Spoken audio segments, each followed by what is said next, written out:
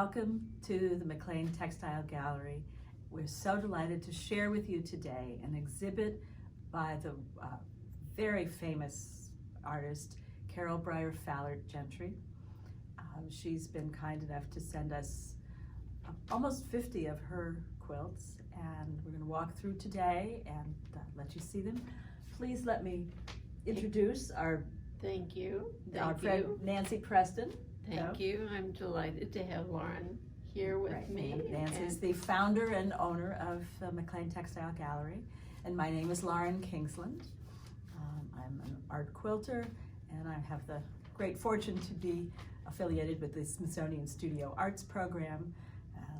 So I'm delighted to come and walk through this exhibit with you and talk about a little bit about it, so that you will be encouraged to come and see for yourself how amazing these pieces are. Caryl has had a long career and has won awards for her quilting, all the major awards. She's internationally famous, and we're so fortunate to have her work here with us in person. Thank you. Can't say enough. I'm delighted to have her works. Yeah. Thank you. Thank you. And our first piece to look at is called Zigzags and Circles, number 4. So notice carefully the composition, the circles, the arcs, and the color gradations. Caryl created this design on paper, and then she transferred, when she had a design that she liked, she transferred that into her Caryl Draw program, and the color is she actually put the color into the composition on the computer. So that gave her an opportunity to experiment with color combinations. Caryl's known for using gradations of color, value progressions of color. So she created this composition on the computer and then sent it off to the Spoonflower Company to be printed onto fabric. So it is her own work printed onto fabric. It came back from Spoonflower, and she quilted it. Caryl is famous for detailed quilting. We can have a little close-up here. You know, each design area has its own color, has its own quilting pattern. She got a sense of overlapping from using different colors in the composition, and also by changing the shape of the quilting. So this arc here echoes what's going on in the green area, and so we see that as one whole unit as opposed to this jaggedy zigzags and the flowers. Very, very classic, typical Caryl Fallert treatment of the quilting and the color. The next piece here is part of her Bradford series. This was based very loosely on an autumn leaf from the Bradford pear tree. So she's not trying to replicate the tree, she's just allowing herself to be inspired by the leaf. She did some of that series in 2015. This is a 2020 piece, and in 2015, the piece in 2015 was actually pieced, and we'll see that in a little while. And this is a digital work of art based on an earlier series. And as an artist, she does work in series. What has inspired her can be used frequently in a lot of variations. And as we walk across this wall, we will see variations on her series. Here's another Zigzags and Circles, a smaller version of the first piece that we saw, done in a different colorway. These colors are a little bit more intense, and she's focused on part of the composition of Zigzags and Circles number 4.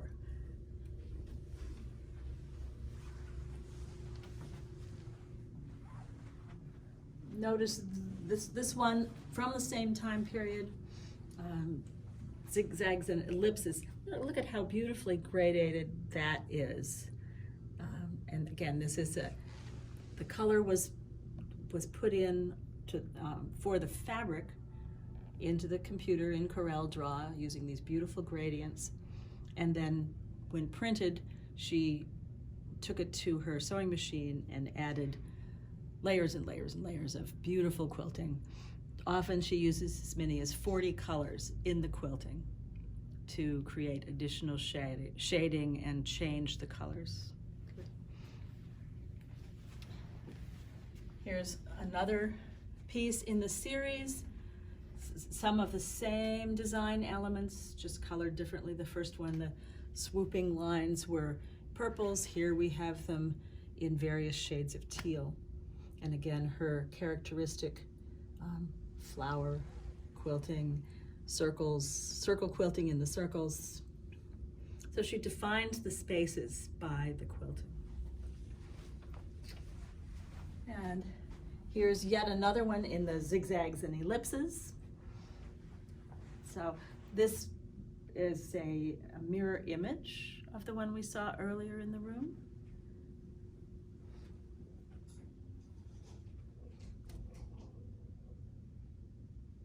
So the same, only different. How fabulous is that? And finally, in the far corner, another one of the zigzags and circles. Instead of having a gray background, this one has a progression from a violet up through a green. The next group of quilts in the gallery have in common that they are all based on photographs of real things. The first one here is a very close-up photograph of originally of a barrel cactus that she saw in the Sonora Desert.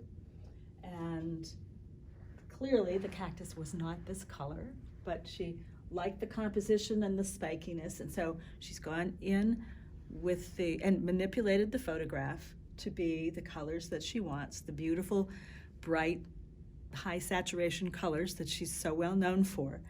And she added them to this photograph of the cactus, had it printed, brought it back, worked her quilting magic on it to create texture and depth, a sense of depth, and changing the direction of the line in the spikes. Absolutely gorgeous, in my humble opinion. The next piece in this row is of columbine. As I was reading about the creation of this piece, she actually had photographs of a number of flowers that she combined to combine the design elements of different photographs in order to create this. And then once again, she added the color through digital photographic manipulation, and then had it printed and came back. Look at this beautiful quilting in the background. Very, very densely thread painted. This piece is called Northern Harrier. She now lives in Port Townsend, Washington, on Puget Sound, and this bird appeared at their window, outside their breakfast room window one day. And they got a couple of snapshots of the bird, and then saw this same bird in the neighborhood and took a variety of photographs of it, which she then combined digitally to make the bird give the pose that she wanted. It's hard to get a bird to pose, you know. That stops every male that comes in the room. Does it really, Nancy? They all love it. enjoy Well, it is looking at it. so beautiful. And this is Caryl as the artist being inspired by what is right around her. I see. So she does do abstract work, but she also is keenly aware of what's around her, and that shows up Really? one way or another in Absolutely. her artwork. This next piece is different from many of her other pieces, and this is a picture of clock innards, you know, cogs and things. Carol's father was a watchmaker, and she has his his toolbox, his parts box, if you will. Her husband, Ron Gentry, is a photographer. Many of the photographs that she uses now in her, the natural photographs, have been taken by Ron, and he took these photographs of her father's toolbox and used something called some sort of layered focusing technique.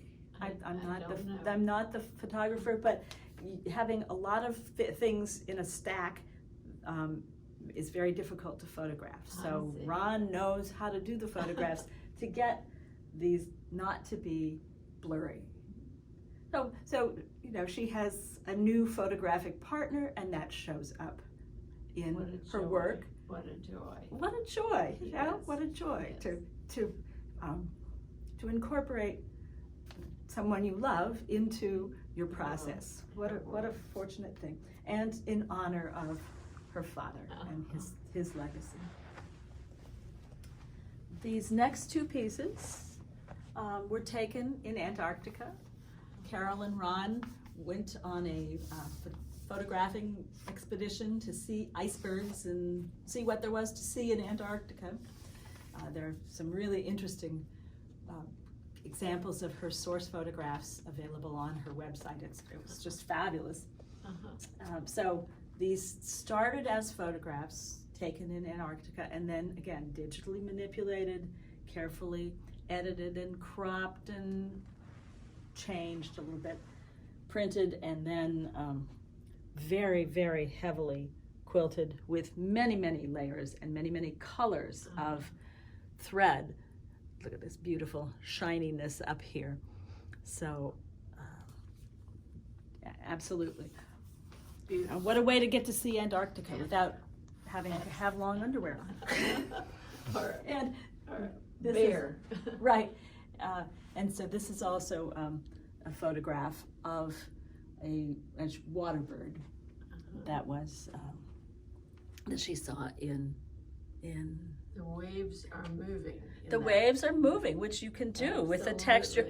If this is just a photograph, then you don't have that sense of texture and movement. But she's been able to quilt this in such a way that you see the turbulence in the water behind the bird as it swims. So just lovely. And these two pieces are called Reflections of Eldine. And Eldine, I believe, is a place in Puget Sound area where Caryl and Ron have spent time on the water and in doing boating.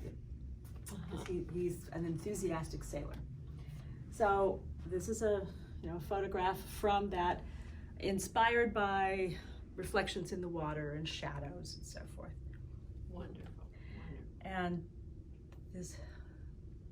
the one next to it is kind of a combination of an old series that Caryl did based on the Fibonacci series, which is a mathematical sequence first described by Leonardo Fibonacci in the 13th century. Yes. And it's a series that is actually a way mathematically to describe how things grow, spirals and so seashells. Exactly, spirals and seashells. And we'll see later in Carol's work that you see those forms that are in fact described mathematically by the Fibonacci series. And she's done some other Fibonacci work. But how interesting for her to combine the photographs and then the photographs were pieced together using the Fibonacci series. And then quilted like no one else quilts.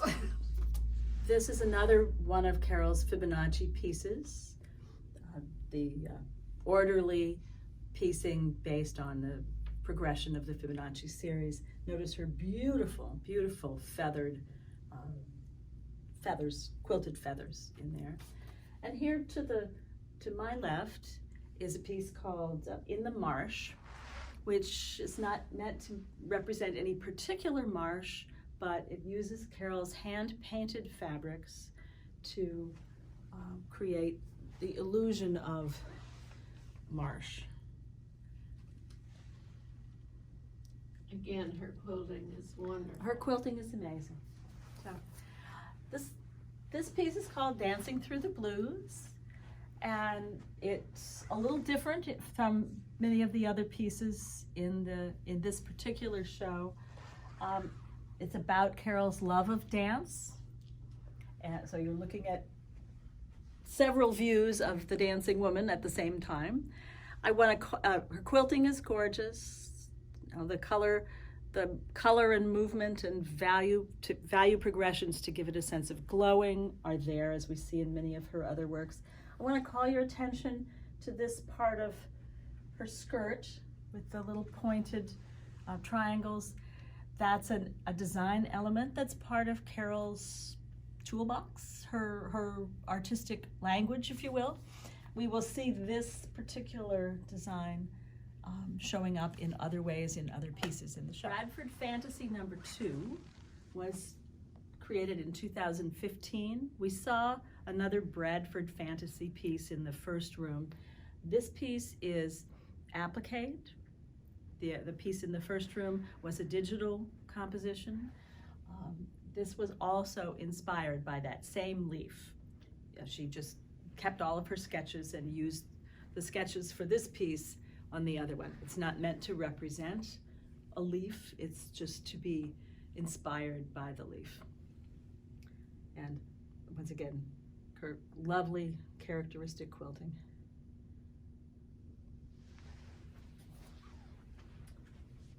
More feathers here. This is called Duet. Not supposed to represent any particular kind of crane or long-legged, big-winged bird, but just archetypical cranes, and again, her beautiful colors. And this was a digital composition that was then printed and quilted. I believe she designed when she had the central composition printed, the binding was also printed at the same time, so she has the same progression of colors in the center in the binding. Nice to be able to do that. Absolutely. Absolutely. This is a nod to the traditional log cabin quilts, but instead of making square blocks or rectangular blocks as the tradition dictates, she drew composition lines, she drew assembly lines. So the blocks are all cattywampus, if you will, and then use her bright color palette. The piece next to it is called Pie in the Rye. Again, another mathematical reference to pi 3.14159, et cetera, et cetera. And remember. This was inspired by crop circles. There was a photograph of a crop circle, and there were circles in it. And so this was based on Pie in the Rye. How interesting. Yeah, Mm-hmm. yeah. Mm-hmm. Carol's piece called Illusions appears to be inverted triangles using some of her gradation fabrics. Another interesting mathematical recreation, using light and dark, and once again her glorious quilted feathers. This spiral piece is called Spirogyra, and it is that's the name of a little algae. So she started with she was inspired by a photograph, a micro photograph of this algae, and seeing its spiral.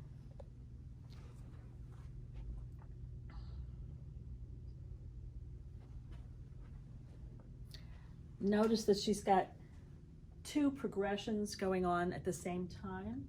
The circles, the ovals, are a progression from the the pinks, through the oranges and the greens and going around, and they're on another progression. So the background in the spiral moves in one progression while the dots move in another, which is just another way that she has things move along, creates a sense of movement and depth.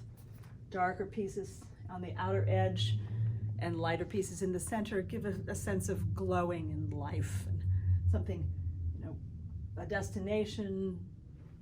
It's fun to look at besides. Yes, it is fun to look at. Your Absolutely. eyes enjoy it. Exactly. Enjoy it. Yeah. I think, Nancy, that's a great point. That's something we could say about this entire exhibit. It's just fun to look at.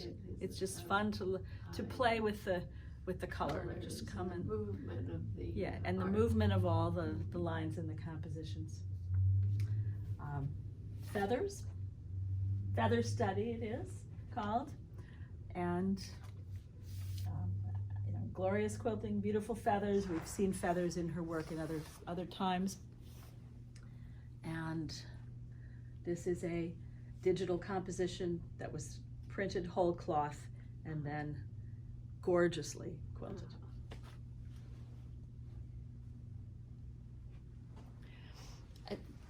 Caryl says about these digital prints that she was trying to use her time more efficiently, and she realized that she could get the same effect by doing a digital composition and produce more, make real more of her ideas by doing that. And good for her. Absolutely. As we want to work smarter. Absolutely. Lepidopteran, again, it's this wonderful sense of glowing from in the center, and a photograph of a butterfly that she took at Victoria Gardens in Victoria, British Columbia, which is such a lovely, inspiring garden. Wonderful. Wonderful.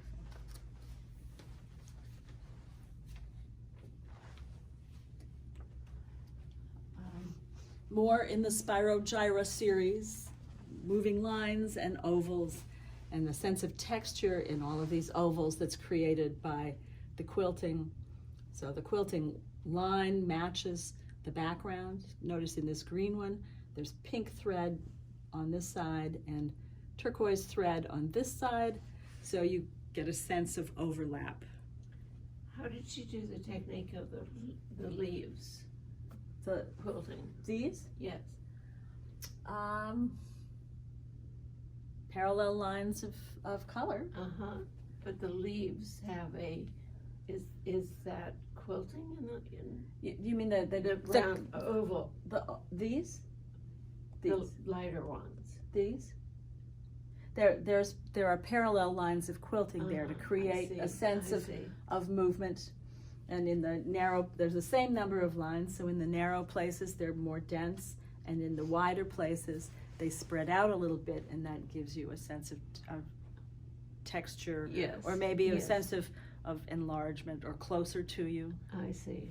The leaves have a real texture. Yes, and I think Feeling. that's from the difference between the close and the wider I see. lines. I see. Mhm. This piece is called Vine, again inspired by organic leaves and flowers, and this was done in 2013. So this is this was pieced. When she the pieces that she has actually pieced using a lot of different fabrics, she makes a template, makes a cartoon, if you will, for the whole piece, and then makes a template for each piece by cutting a piece of freezer paper, and then she folds the seam allowance over on one of them and carefully lines up the seam allowance on the other one. So it becomes an applique with a very, very tiny stitch on top. I see. So it's her own way of doing applique. She calls it applique-piecing, I believe. I see. And it's a great way to take Absolutely. advantage of the precision that you get using freezer paper with the little tiny tiny stitch. So here's the first of the slot canyons, Antelope Canyon slot canyons. These are inspired by an actual place that is on my bucket list of places. Where? I believe it's in Arizona. Oh.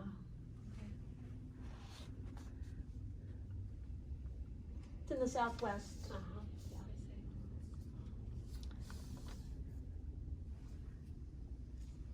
So when she and her husband took hundreds of photographs of these slot canyons, and then they were digitally manipulated and put together, and then printed and quilted. Interestingly enough, this piece is also based on a photograph in Antarctica. Ah. There was a piece of a ship, a piece of equipment that was abandoned and allowed to rust and be eaten away by the salt spray and so forth. So she took photographs of that and then enhanced the color. The original photographs are kind of steel gray, and she enhanced the color and livened up the rust and to make. She gave it a sense of life again. Well, you're right. How about that? This was called deception decomposition. Decomposition, and deception was the name of the ship that was decomposing. I see. I see. I admire so much about Caryl that she does work in series. She does, learn and use her learning over and over and over again, and she's also willing to try new things.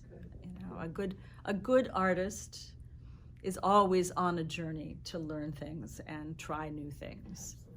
So that's one takeaway that I have from this exhibit of her work, is that she has really continued to push herself and experiment. And this is a feather study from 2010, so an earlier work, pieced and beautifully quilted. This is a more recent piece, plays very nicely with that in terms of the same color palette that she has used again. And this is inspired by the photographs of the butterfly's wings.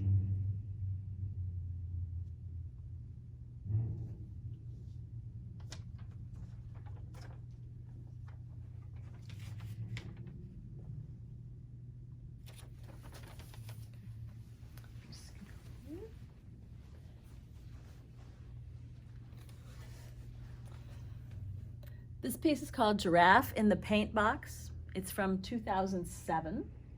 And she went to Africa, took photographs inspired by the giraffes, but did not feel any need to make giraffes. She just borrowed the reticulated pattern from the giraffe as an inspiration. And the necks. And the suggestion of long necks and lots of color. That one makes me smile.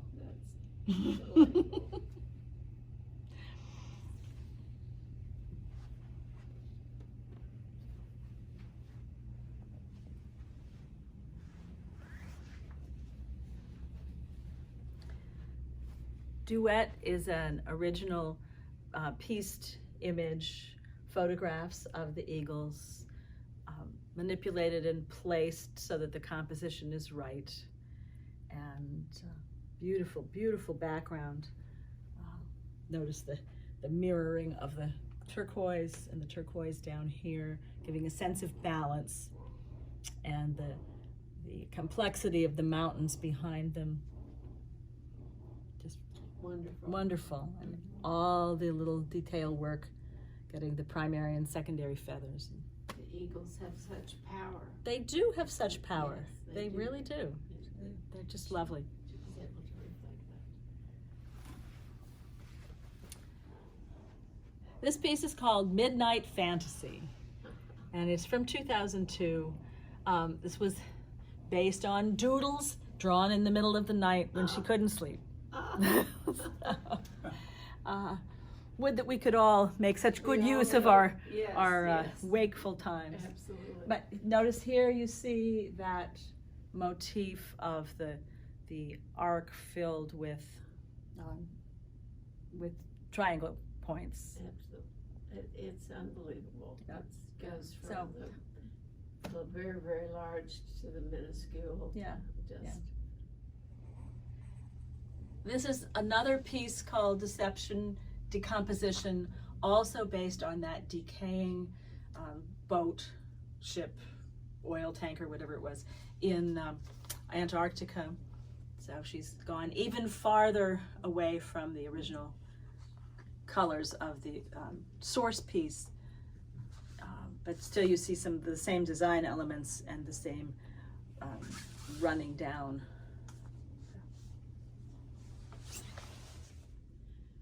Think back to the first piece we saw in the first room, that was Zigzags and Circles. This is the same composition presented in a different colorway.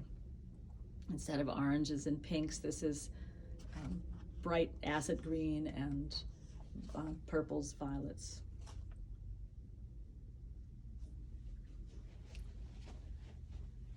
And another one of the beautiful Antelope Canyon slot canyons. Such a tour de force of quilting to create a sense of space and texture in colored areas that are very, very much, that have very low contrast in the color areas. The quilting really, really makes that special.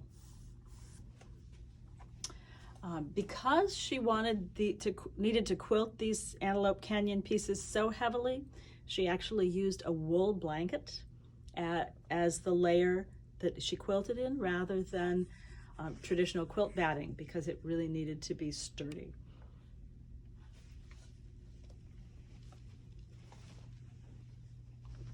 Another in the Slot Canyon series. Notice the deep blue on the side to create a shadow that seems really alive. And at the very top of the white area, she's quilted in rays of blue quilting, as though you could just see the sun at the top of the canyon. Yes. Fascinating. So.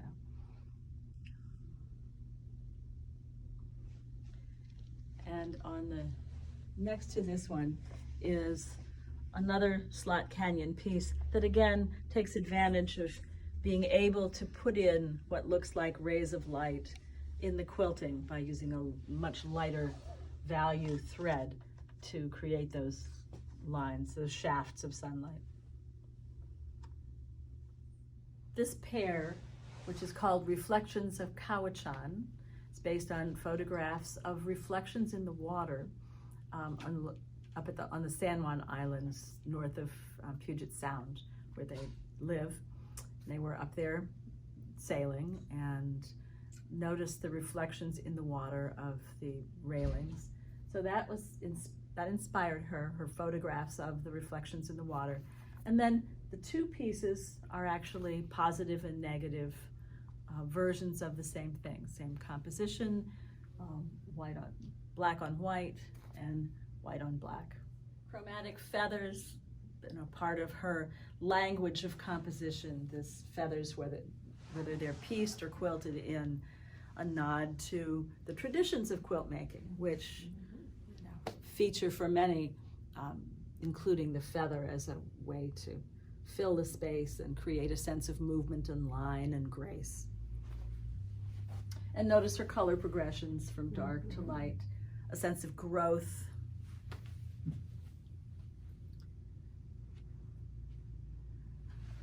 This piece called Celebration was in fact inspired by a screensaver. A screensaver, a computer screensaver. So, inspiration is everywhere.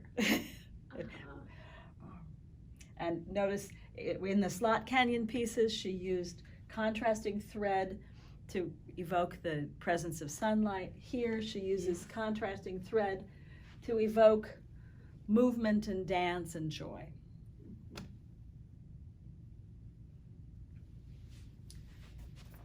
And here we have another feather study. She's got a suggestion of seed pods here with these little red bits.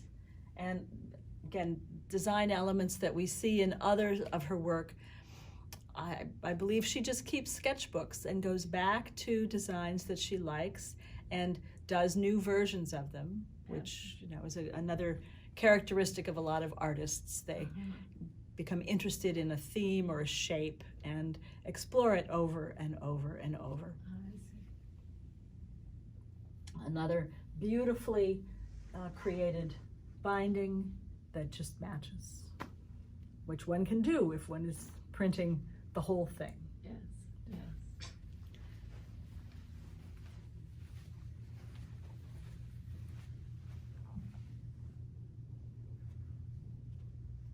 All right.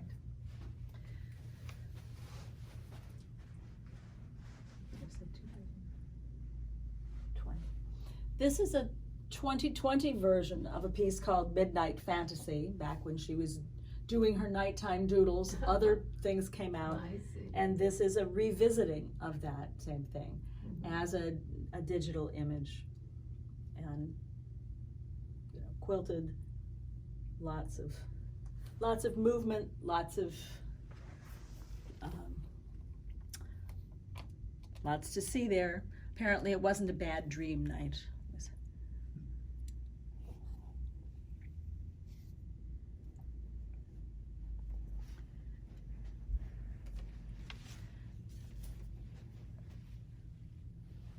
This is called bandoneon. I believe that's how you pronounce that word, and that is the name for this musical instrument.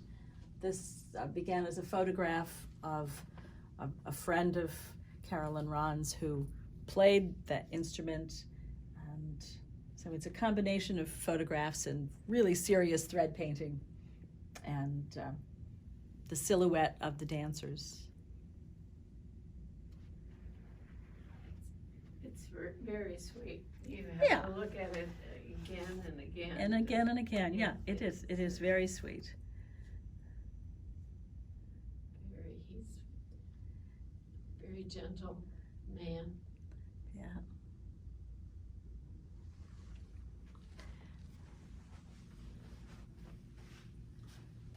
The quilt next to that one is called Divergence. This is also different from many of the rest of the pieces in the show because this was done as part of a challenge. She was given a photograph, a black and white photograph of a young woman wearing a skirt, facing away from the camera on a road. So many archetypical images of movement ahead, whatever. Caryl took that photograph and changed it, manipulated it, so that instead of standing in the middle of a road, the girl is standing at a place where two paths diverge, hence the name. And she took photographs of lots of the foliage around where she lives, so that this is a carpet of flowers that was based on the flowers that are around where she lives, and the trees and the bushes are all her local environment. And over here you see Ron offering her his hand. She was at a point, her first husband had passed away, and eventually she met Ron and was at a point of decision. What will I do? So two roads. And we can infer what she chose. Yes. So it's different, but it was that's the value of accepting a challenge from one of these groups. It makes you do things that you would not do otherwise. You have to be creative in a new way. She learned something from that, even if it has not, if it doesn't show up in her other pieces. It's still a really great exercise to do something that is outside your comfort zone. Although clearly she's done a great job of it. Eclectic ellipses. Again, Caryl is re-examining how she does her work, looking for ways to simplify her work without compromising what she has to say about color progressions and her quilting and all of that. So these are companion pieces with different colorways with the same composition. They're fun to look at again. Thank you so much for walking through the tour with me, walking through the exhibit. I hope you will be inspired to come and spend time examining each piece in detail in person. And Nancy's here to welcome you. Yes, yes. Didn't she do a marvelous job? I mean, Would that Caryl could have been here to speak about them. But I have such respect for her work, and I'm so inspired. So I'm honored. Thank you, Nancy, for asking me to talk about it. Well, I did my best. Thank you. You did wonderfully. Thank you very much. All right. So come and see the show. It's up. When is it? Till the month of April. Up the whole month of April. Thank you. So come see the show.